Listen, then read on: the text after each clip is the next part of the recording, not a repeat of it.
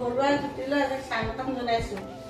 মই এটা ৰেচিপি বনাম। ৰেচিপিটো হৈছে বইল মাছ। বইল মাছটো মই কেনেকৈ বনাওঁ আপোনালোকে চাওকচোন বাৰু। এয়া মই লৈছোঁ 7 পিচ মাছ। এয়া বাঁহৰ গাজ, এয়া হৈছে মান ধনিয়া কেইডালমান, এয়া নহৰু, এয়া কেঁচা পকা পিচ জলকীয়া, এয়া ধনিয়া পাত, এই 2টা বিলাহী, এটুকুৰা আদা, এয়া শুকাই থোৱা ভোট জলকীয়া, 2টা পিঁয়াজ। এতিয়া মই গেছত কেৰাহীটো পাতি দিলোঁ। পাতি দি মই পানী 1 লিটাৰ দিছোঁ।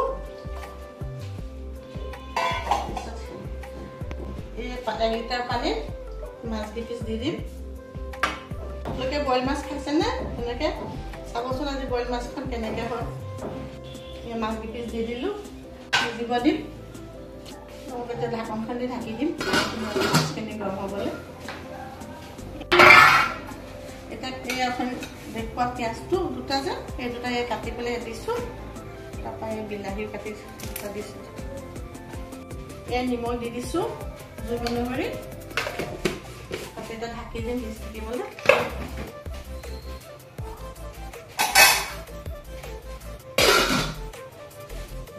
মাছখিনি বা হৈছে নাই, এয়া ধুনীয়া হৈছে দেই মাছখিনি। খাবলৈ কিন্তু বহুত সোৱাদ হয় বইল মাছ।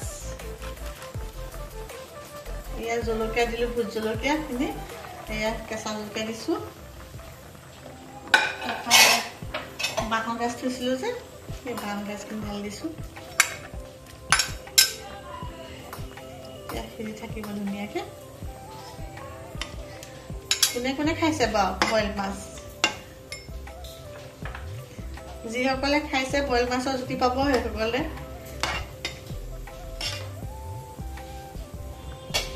এতিয়া ঢাকনখন নিদিওঁ আৰু পানীখিনি সিজিছে মাছ অলপ। এতিয়া আদা টুকুৰা অলপ পিচি লওঁ। গুচাই থৈ দিয়া নহৰু দুফুটাও পিচি লওঁ। পিচি পেলাই তাত দি দিম।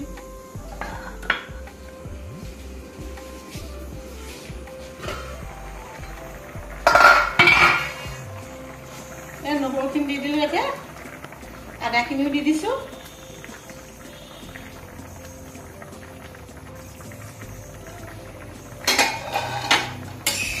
বৰাই দিছোঁ।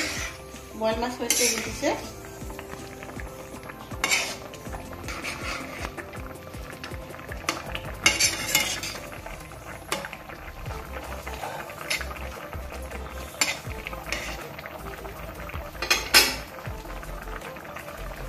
ধনিয়া পাতখিনি দি দিছোঁ। এইটো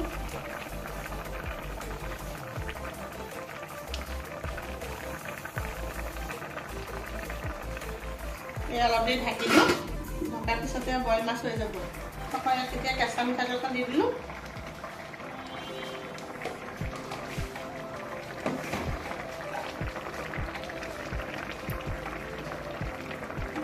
দিছোঁ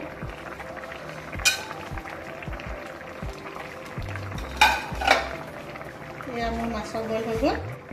মাছৰ বইল খাবলৈ ভাল, বৰ ধুনীয়া। মাছ এপিছো ভঙা নাই, পিচ গোটা গোটা হৈ আছে। 1 লিটাৰ পানী বইল কৰিলোঁ যদিও মাছ পিচ ধুনীয়া হৈ আছে।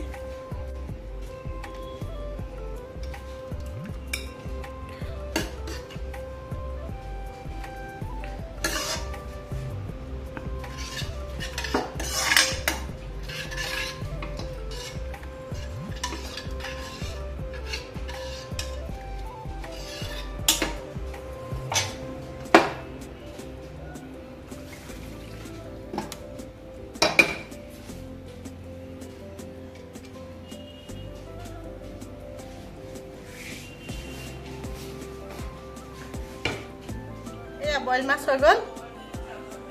আপোনালোকে খাই কেনেকৈ পালে জনাব। লাইক কৰিব, কমেণ্ট কৰিব, শ্বেয়াৰ কৰিব।